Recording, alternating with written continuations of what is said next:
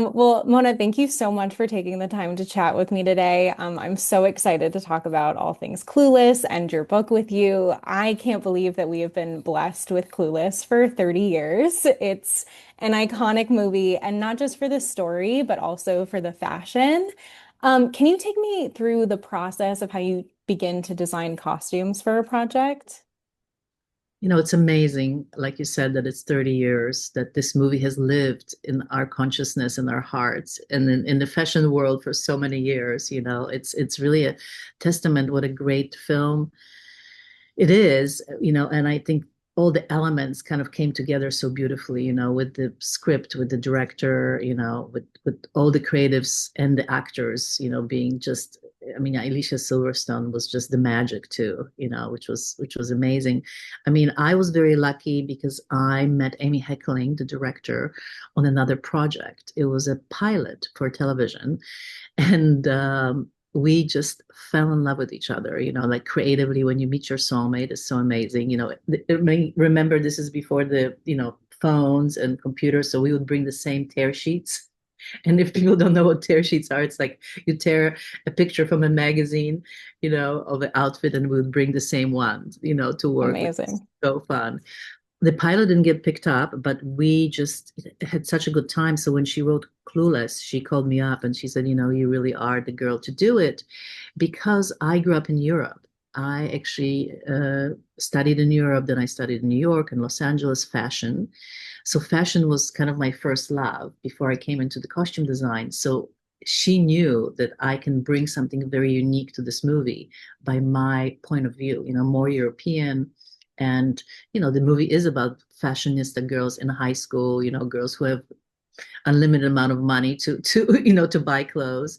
So that was just the, I think, completely dream come true, to have a project that really has the fashion, has the costume design, which is more about developing the characters. And uh the process was very interesting, because when we went scouting to schools, like in the Valley here in Los Angeles, and even Beverly Hills High, we looked for locations and we looked at the kids, and everybody was wearing grunge. Interesting. So there was no blueprint for us on the streets at the time. I mean, it was, Kurt Cobain was a big deal at the time, so it was just, grandma sweaters, plaid shirts, big shirts, baggy pants. And me and Emmy basically looked at each other, was like, okay, this is not the world that we want to be living in this movie. You learned what not to do. Exactly, so amazing.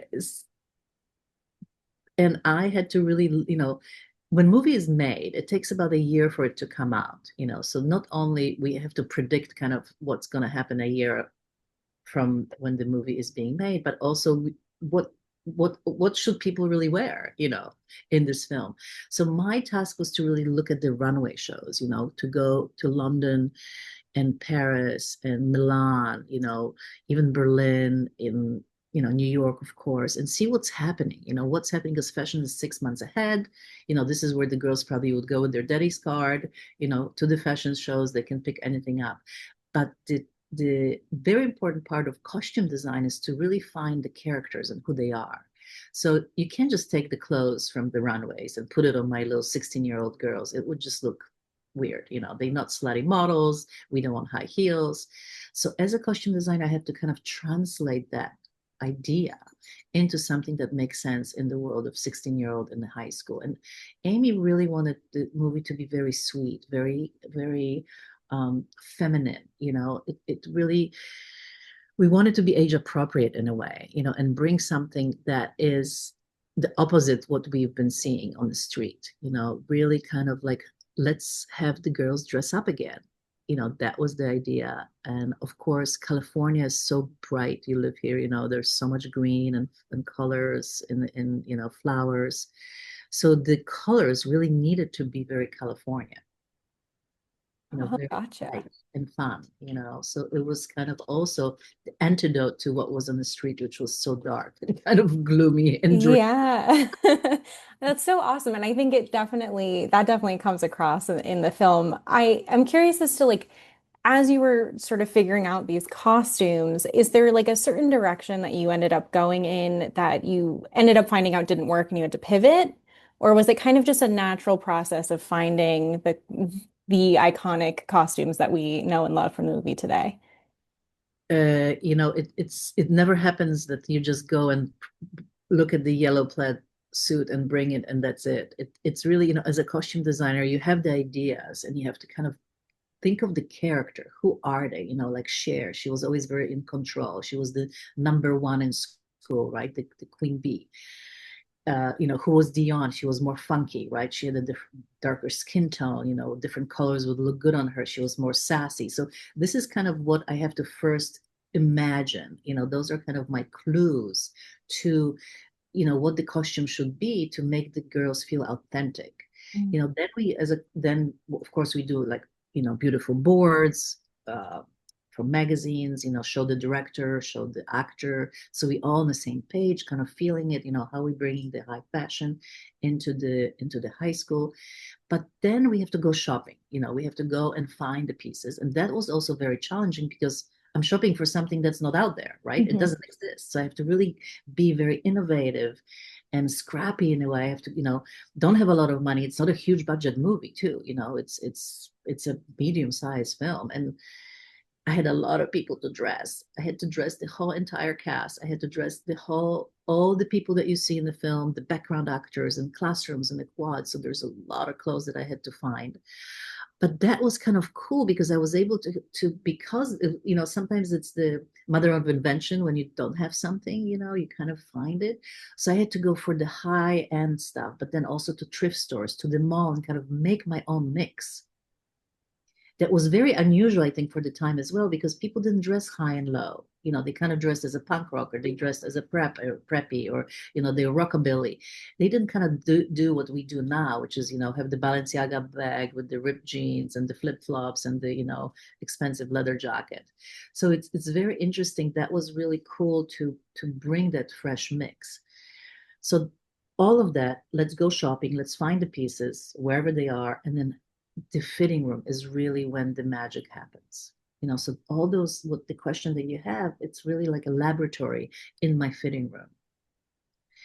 Alicia comes in.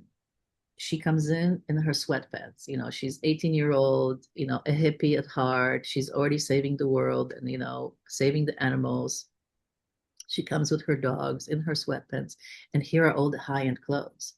So here we are now, have to really figure out who that girl is and have Alicia try them on and figure out what works. Interesting. Yeah, because I've heard from like an acting perspective that, you know, certain actors like can't really find the character until they have the costume. So it almost feels like there's this coming together moment between finding the costume that works and then that informing the character at the same time. Completely. And I think every actor, I don't think some actors, I think really every actors, it's that way because it really, you get into the skin and you can have crazy ideas, what that could be.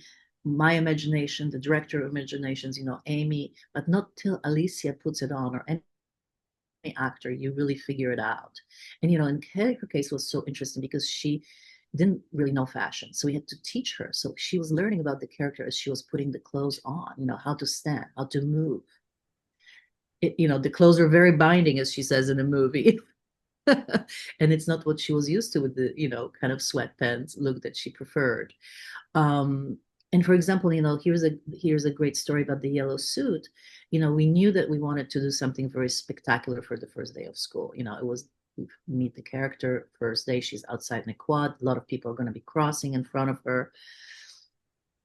And I wanted to do something with plaid because I was thinking, okay, always kind of going to reality, even though it's very, out there, the fashion, very heightened fashion, but a schoolgirl, so Catholic schoolgirl uniform, plaid skirt, little sweater vest, and then how do you take that and what would Cher do, right? So, okay, of course, Vivienne Westwood plaid is always so cool. So I was talking to Amy, let's do plaid suit. Great. So I found like a blue one because I thought she would look beautiful in it. Alicia, red one, red plaid, and then corner of my eye saw the yellow one. It was off the rack. It was a Jean Paul Gaultier Jr. line. It was kind of out of my budget. I was like, it's so cool. And the yellow was so beautiful. And I was like, I don't know, yellow doesn't even look good on blondes, right? It's not something like I wear often as a blonde. And in a fitting, we tried the blue suit. It was beautiful, but just was like, We tried the red one, and Amy immediately is like, okay, this is not our color palette for fall. We're going to use that, this is our Christmas palette, which is later in the movie. And Alicia put the yellow one on, and it was like we had goosebumps on our, arms because it was so perfect. It was a ray of sunshine. She was the queen bee, everything that we wanted for that moment. We knew that she's going to pop in the scene right against the green outside, that no matter how many people cross in front of her, she would just be the number one girl. And it made the history, but it's a process. That's amazing. And it fully totally paid off because we all like that is the costume that I think sticks into absolutely everyone's mind.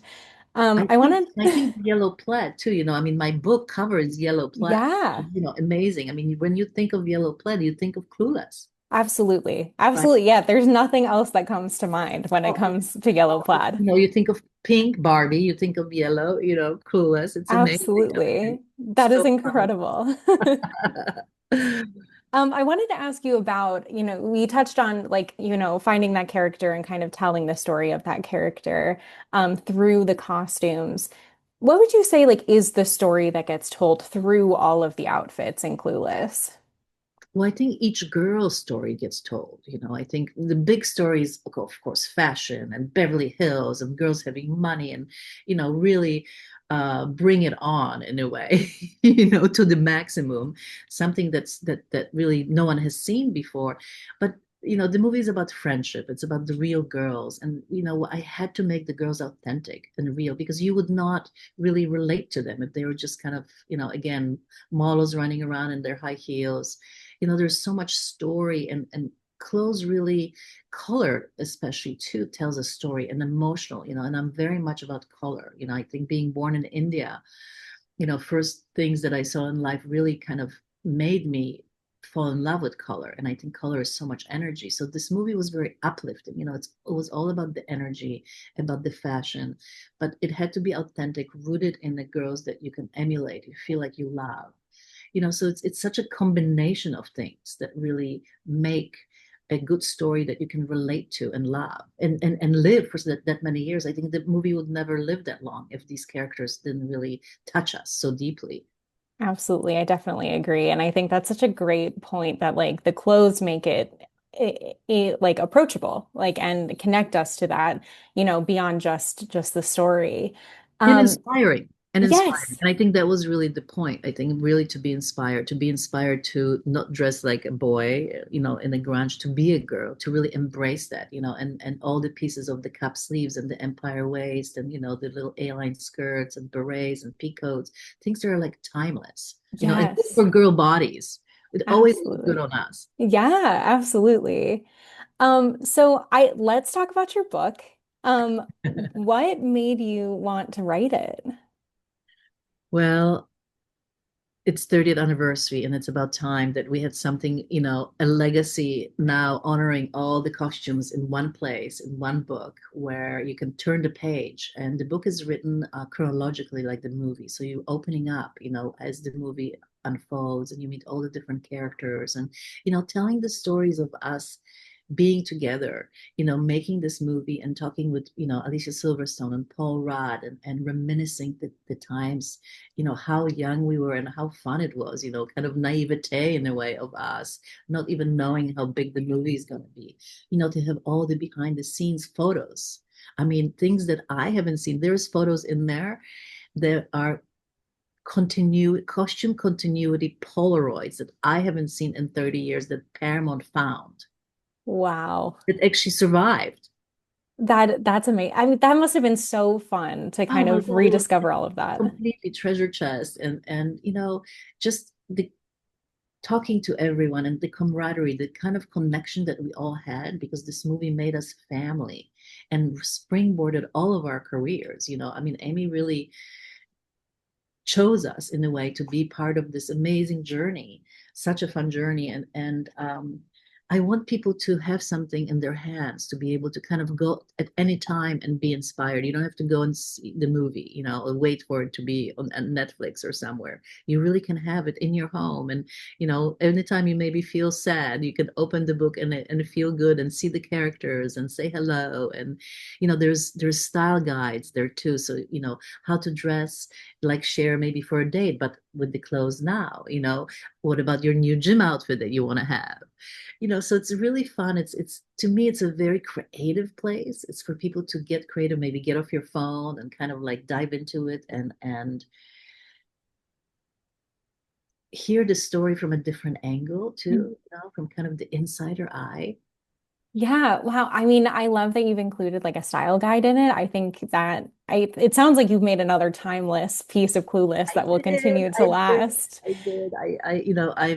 I'm a big book lover, if you can see behind me, and I think it's so great to have books that you love that you can always go to and be inspired and have fun and share with friends or family, mom. I mean, it's like there's so many mom and daughters fans of the movie. I mean, how fun is that? I mean, it's so amazing to see the span of different ages. Like I mean, you have the women who were young when the movie came out, and now are in their 40s or 50s, and their daughters, who are, I mean, teenagers, or I mean, I had even as young as 8-year-old come to one of my screenings, and talks, which is just amazing. That's amazing. And I love that it's getting passed down generally Yeah, yeah. generationally. And the book is for everyone. It is for the 50, 60-year-old and the 80-year-old, and any kind of creative person, I think, will enjoy it. Yeah, so what are you hoping that like the one thing that people take away from your book is? Is it the inspiration? Is it that Is chance to be there creative? I think so. I think it's about being creative, about looking at the clothes and look and reading about the stories and going, oh my God, how fun. And maybe I should do something fun and change it. And oh, I remember that. I love that blouse. Oh, remember this? That was so cool. Oh, Paul Rudd. Oh, amazing. And I think also learning about a costume designer, what costume designer does, I think it's a little bit of a mystique behind what we do. Sometimes people think that actors wears their own clothes, or, what is the process, and, the actors talking about working with me and how that, you know, the relationship was and how it informed them and how we kind of created these characters together. I mean, stories like Paul Rudd, he reminded me, hey, I wore my own jeans, remember, and my own boots. That's incredible. I was like, you're right. We had to save money somewhere, But so fun, really fun. So yeah, I mean, I think just having fun in life. We need more fun. Oh my gosh, I definitely agree. I think that's a wonderful takeaway from it. How do you look back on Clueless after 30 years? It's just the best memory because I was very young. It was one of my first studio movies. I didn't even have an agent yet. I had this amazing director who chose me to do this incredible film. I now I get to play the role of the costume designer and the fashion designer, two of my loves combined. Amy was also this person that encouraged all of us as a director to just be the best of ourselves in the way in our craft. So I feel like she allowed me to paint the picture in any color and any outfit and any. I mean, she encouraged me to use hats. I mean, not many directors allow you that. So she almost opened like a genie out of the bottle, that I just came out and I was like, oh, I can do all of this and nobody's stopping me. So it allowed me to kind of gain confidence as an artist, and then the success of the film also allowed me to believe that this is, wow, it worked, because sometimes you may do something wild and it's like, okay, but it worked, that the movie just blew up and everybody started dressing like that, like, in the film. And then each movie after, I kind of had a certain signature, I kind of, the color became really part of my signature, and all the movies that I get to do, the female driven comedies, and Romy and Michelle and Wedding Singer and Never Been Kissed and Enchanted and House Bunny, it's just such a dream. So it really, it started all of our careers in a way. I mean, Paul Rudd, it was one of his first movies. Alicia has worked before, but that movie put her on the map. It kind of put all of us on the map in a way. Wow, So that's so the, special. That's such a and special thing to take away from it.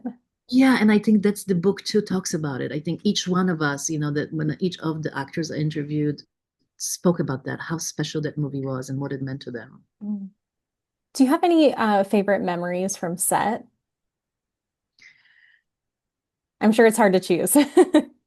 Well, I love the fittings. Fittings are really my favorite thing as a costume designer, developing the character, really diving in with the actor, and it's like, for example, when I had Stacey Dash, who played Dion in the fitting, she was already from New York and she was a little older. She had a very much of a fashion sense, and she was already sassy, and like she knew what she wanted. She's like, yeah, this is great, Mona. Let's do the vinyl skirt, and we used so many kind of vintage pieces with her, like the leopard jackets and vintage purses and a little bit more brighter colors than Alicia could wear.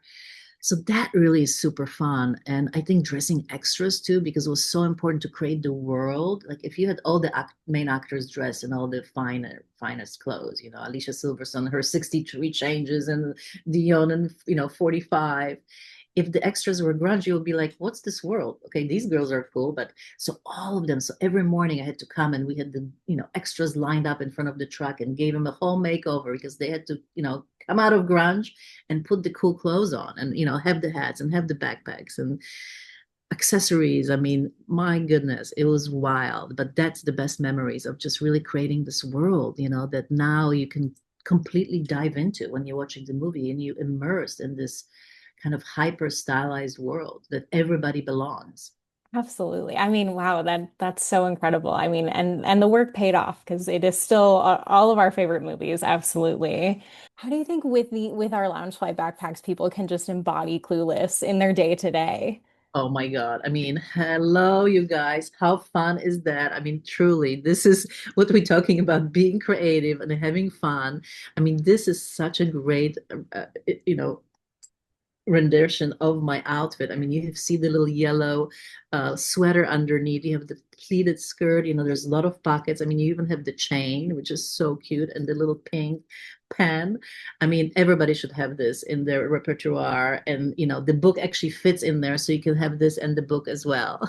But I love it. And I mean, there's also Dion, which is so cute. Look at that. I mean, it's so, whoops. The dynamic duo. Look at this, and we have the dynamic duo, which are so fabulous, and the vinyl. Look at the little vinyl, I mean, color that I added to her outfit. I just think it's so fun, and you guys did such a beautiful job. It's so perfect. It's a perfect gift, I think, for yourself or others, and it's just gonna make you way cooler wearing it. Absolutely. We all strive to be as cool as Sharon Dion in our day to day. I mean, even I think if Cher saw this, she would approve it. It's so fabulous. I hope so. So My final question for you is, what do you want people to take away from their next watch of Clueless? I think with this book, they can go into more detail. Mm. They can kind of understand how things work, that maybe the extras had to be dressed and everyone that you see had to be touched and kind of look at behind the layers of things, that just you see the first things, but then you go deeper. And I think what's so interesting to me when I look at the clothes, and I'm so proud of that you look at the pieces and they are all wearable now, not just by nostalgic way. They just still cool and relevant in the fashion. And that's kind of the way that I see the world, and that's how I dress my girls and my actors and men in films. It's kind of timelessness of fashion, and really look at something that can live that many years. So maybe there's something that you can wear that it doesn't have to peg you, and it's not always the flash fashion, moment, the micro trend or whatever it is. It's I think that maybe we can look at fashion, and now I think sustainability is very important. So this also teaches you that maybe the pieces that you have can work forever. It's that perfect black dress or the perfect red dress like the Alaya, or the perfect, date dress, that maybe those are your staples in your wardrobe. That what I would love people to see and kind of learning about yourself, who you are. We all play kind of certain characters in life, right? And maybe we can be open up to other things, and especially be inspired, I think, by color. That's really, I would love people to wear more color, especially people from New York. In LA, we have a little bit more of a brighter palette, but New Berlin is, York's a tough scene. yeah, Berlin's very tough as well. So, maybe open up people to more color, which would be great. That's awesome. I think that's such a great takeaway. And I am definitely going to make sure I have a copy of your book next time I watch Clueless and have them side by side. Well, this is so much fun. Rona, And this was a wonderful conversation. Thank you so, so much for